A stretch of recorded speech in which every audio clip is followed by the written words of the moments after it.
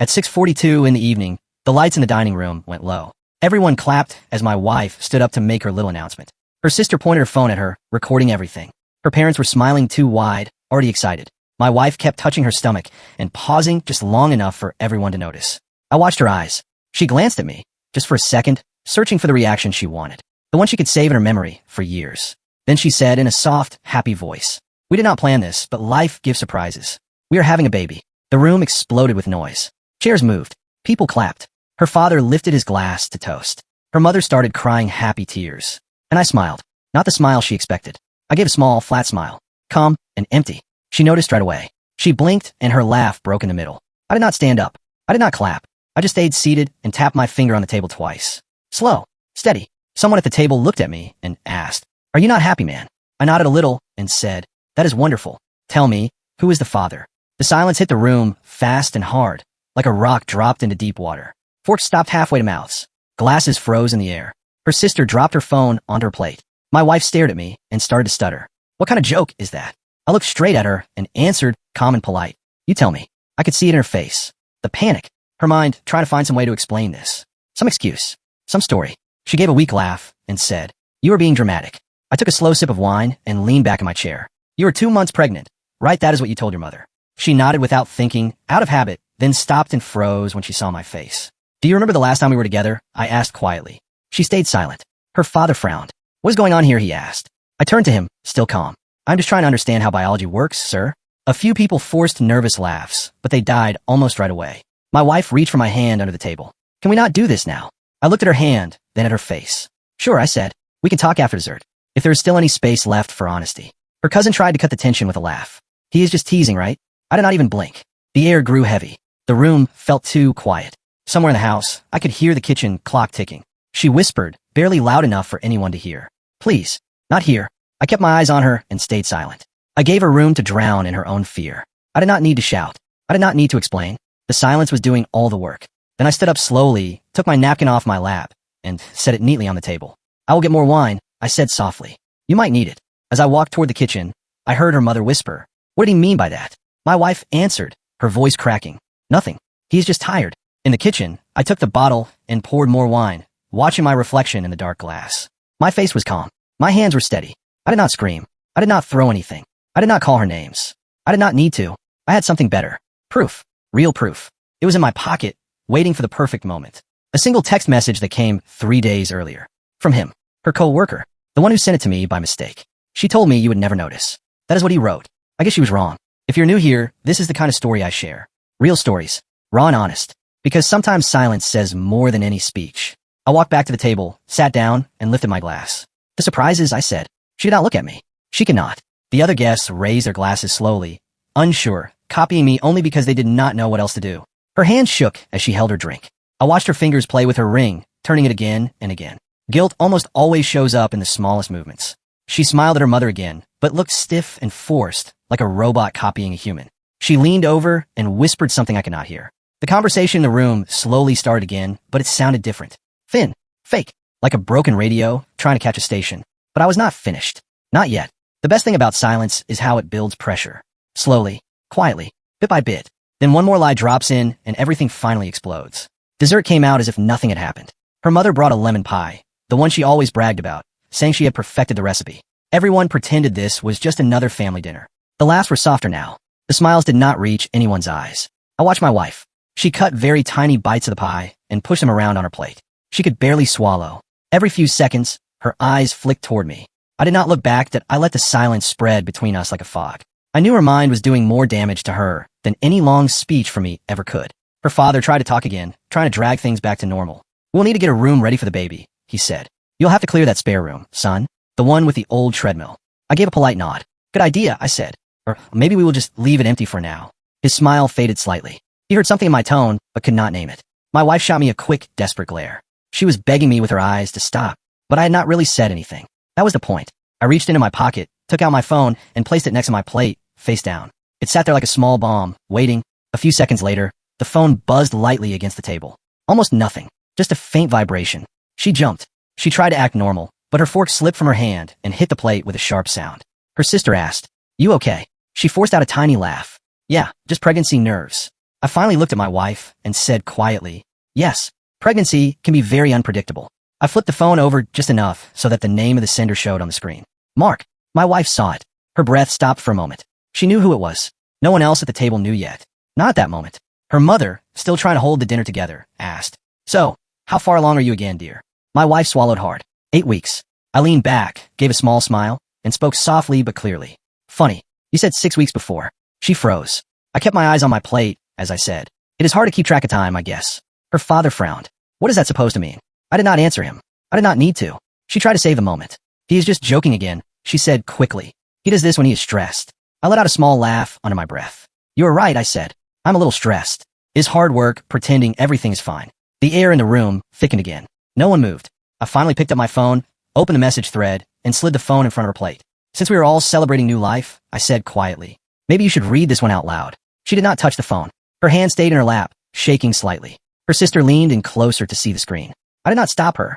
I wanted her to read it. On the screen was one simple line. She told me you would never notice. Guess she was wrong. Her sister gasped. Oh my God. Her father's voice went rough. What is this? I still did not speak. I let their minds connect the dots. That is what truth does. When enough lies break, truth draws its own picture. My wife grabbed the phone and slammed it face down on the table.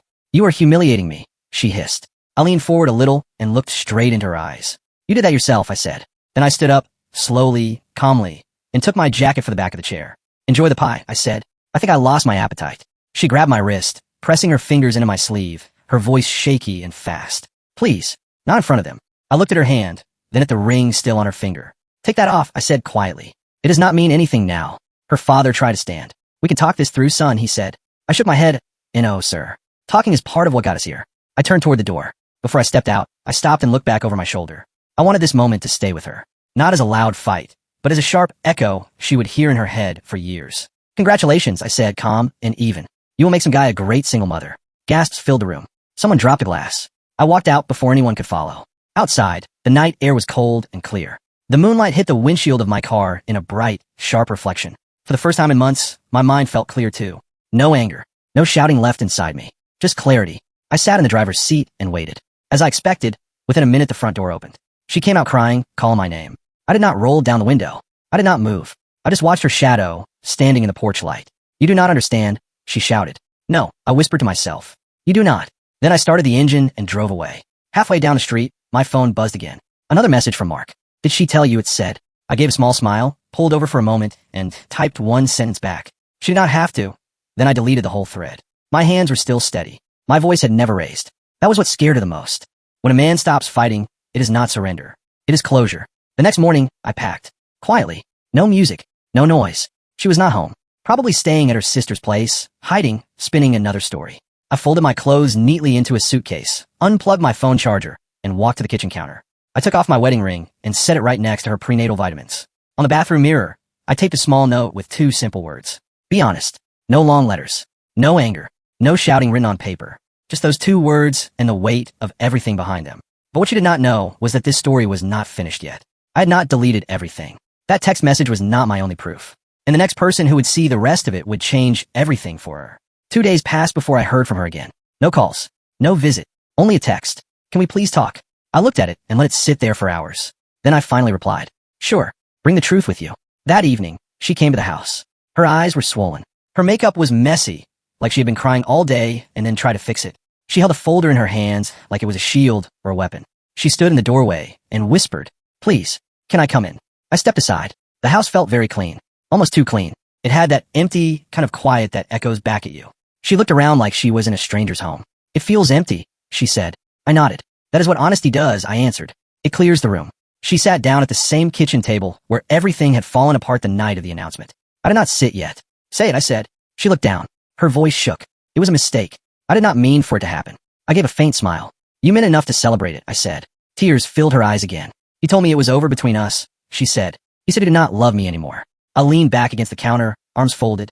And you believe the man who sends messages to married women at 2 in the morning. She whispered. I was lonely. So was I. I answered. The difference is that I did not use that as an excuse to find someone else. She pushed a folder toward me. This is proof that I ended it, she said. Messages. Screenshots. All of it. I have not seen him since. I did not reach for it. You think deleting messages puts a marriage back together, I asked. She started to cry harder. I just want to fix this. I looked at her for a long moment before I spoke again. You cannot fix something you pretended was not broken, I said. She shook, covering her face with her hands, whispering, I am so sorry. I said nothing. After a while, she stood up and walked closer. She reached out a hand toward me. I am pregnant, she said again, like those words could suddenly change everything. I stared at her. Then you should call him, I said. He deserves to know. Her lips trembled. He blocked me, she whispered. I let out a slow breath. Of course he did, I said. Men like that stay only until there's a consequence. She dropped back into the chair and buried her face in her hands. The clock in the kitchen ticked between us. When she finally looked up, her voice sounded flat. I told my parents that we were working things out, she said. I raised an eyebrow. She blinked. I thought if they saw us together, it would help, she said. I walked to the sink, turned on the tap, and spoke quietly. You lied to them again. She flinched. No, I cut her off. Every time you try to protect your image, you kill the truth a little more, I said. She stood up, angry now, her voice cracking. You think you're perfect, you shut me out for months. You did not talk. You just watched. I stayed calm. Yes, I said. And even then, I never betrayed you. Her shoulders dropped. Her anger drained away. What do you want to do, she asked. Start by being honest with them, I said. Tonight. She froze. What? Call your parents and tell them the truth before I do? I said. Her eyes widened. You would not. I gave a small smile. You know me better than that, I said. She sat back down, shaking. Please do not humiliate me again, she begged. I answered softly, I'm not humiliating you. I'm freeing myself. Then I left the room and put her phone on the table in front of her. She stared at it for a long time before finally picking it up. From the hallway, I listened as she dialed her mother.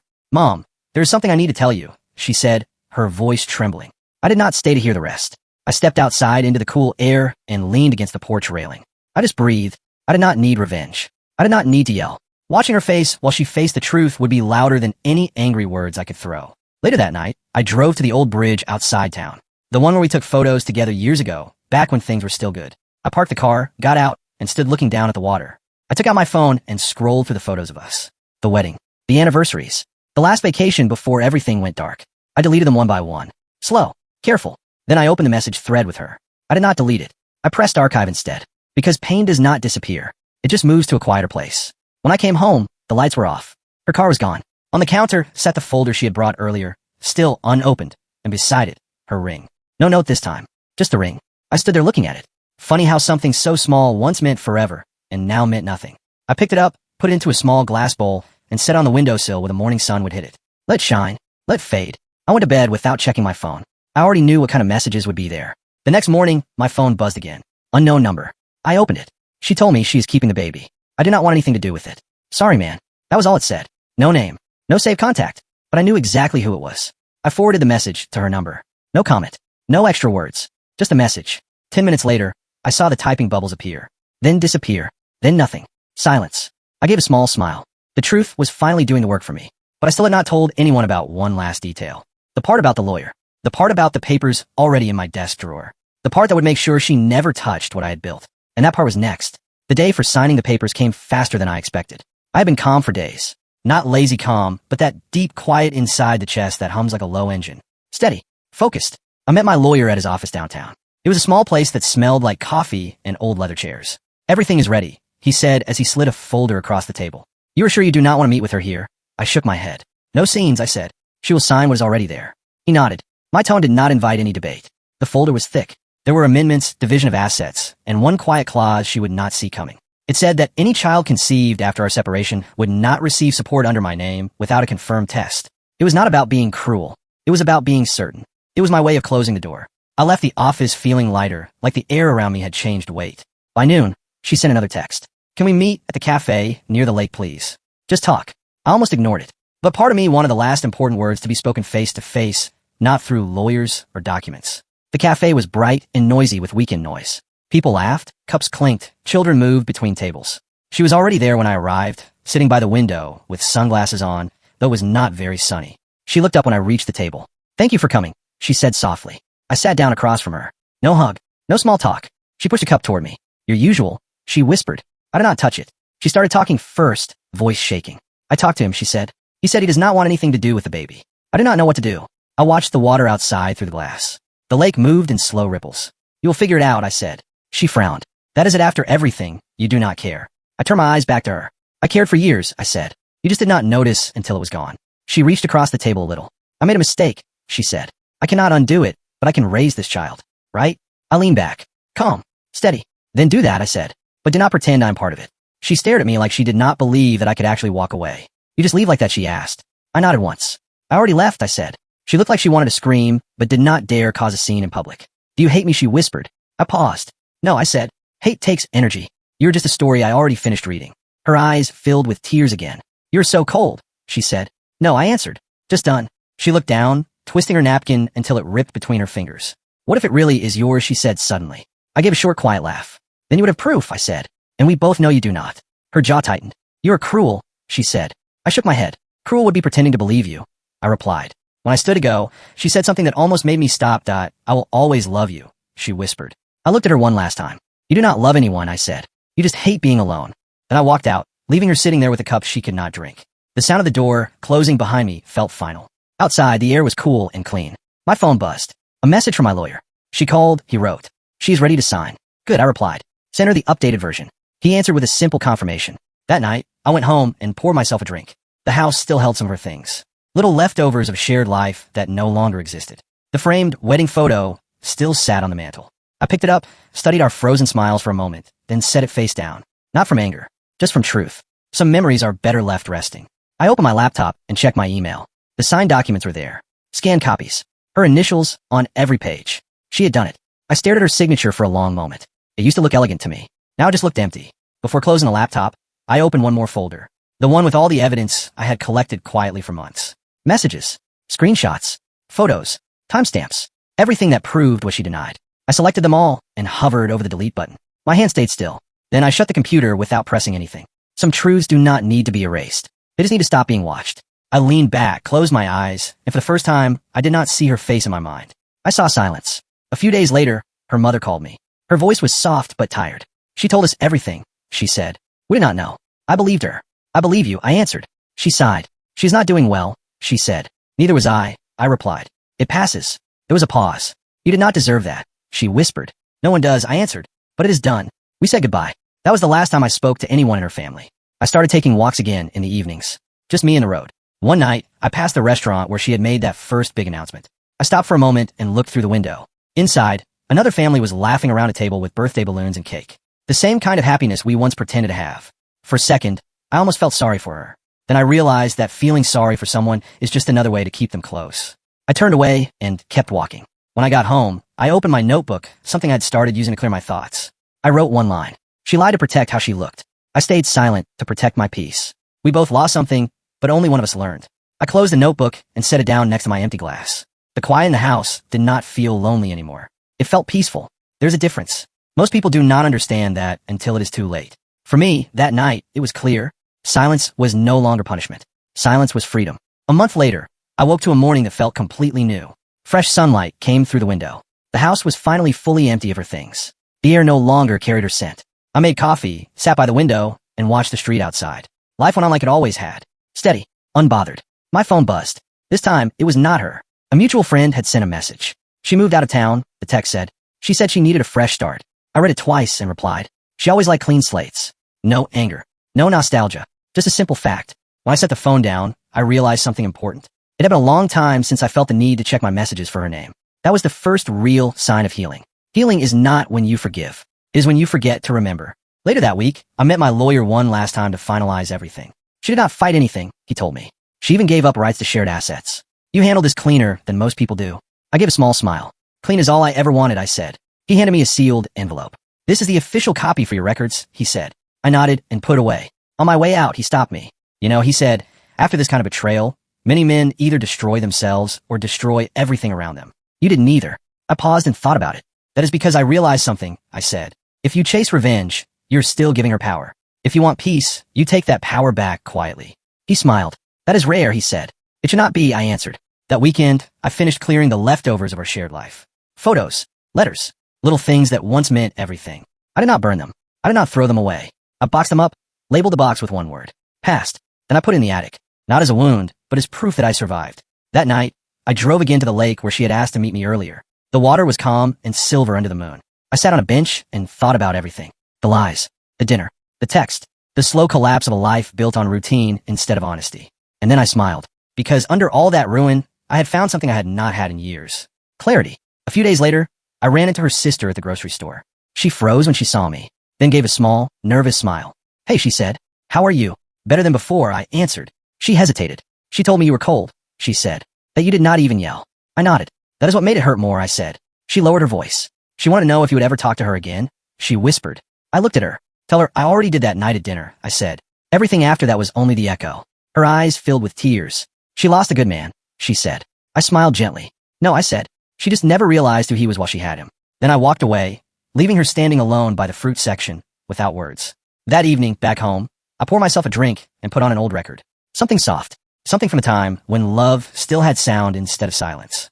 I was not thinking about her. I was thinking about how easily people destroy what they assume they will never lose. I wrote one last line in my notebook before closing it for good. Sometimes the best revenge is a man who refuses to break. I set the notebook aside, stood up, and opened the window. Cool air drifted in, carrying nothing from the past. Weeks later, a letter arrived. No return address, but I recognized her handwriting at once. I opened it and found a short note and an ultrasound image. The note said, I know you do not believe me, but the baby is yours. I will name the baby after your middle name anyway. I'm sorry. I looked at the blurry image for a long time. There was no date on it. No clear details. Just a small, human shape. I did not feel anger. Just a strange, quiet understanding. The truth does not always bring a clean ending. Sometimes it only brings clarity. I folded the note, put it back into the envelope, and stored it in the same box marked past. I never opened it again. A year later, I got a call from an unknown number. A soft voice said, Mr. Hayes, I'm calling on behalf of your ex-wife. I waited. She wanted you to know the baby was born healthy, the caller said. She named him Daniel, after your middle name. She also asked me to tell you she is sorry again. I closed my eyes for a moment. Tell her I wish them both peace, I said quietly. That was all. No questions. No long talk. I ended the call and looked out the window at the morning sun. For the first time, the word father did not sting. It just drifted away like a shadow behind me. I had finally stepped out of it. Months passed. Life returned in small, honest ways. New people, real conversations, laughs that did not hide anything underneath. People asked if I would ever love again. Maybe I said, but next time, I will listen to the silence first. I started running in the mornings, cooking for myself, living without waiting for a message that never came. I was not trying to move on. I already had. The past had turned into something I could look at without flinching. One night, I sat on the porch, listening to the low hum of summer in the distance. I realized something simple. Forgiveness is not about letting someone back in. It is about letting yourself out. I looked up at the stars and whispered, you cannot fix a lie by telling another lie. The sky did not answer, of course, but the silence felt like agreement. If you have ever been betrayed, remember this. Do not chase explanations. Do not scream for justice. Let time be the witness. Truth has a way of showing up without being invited. When it does, stand still and let it speak. Silence will always speak louder than any revenge you could plan. If you stayed until the end of this story, thank you. These stories hurt, but they also teach. Because sometimes the deepest pain is what finally shows us what peace really sounds like.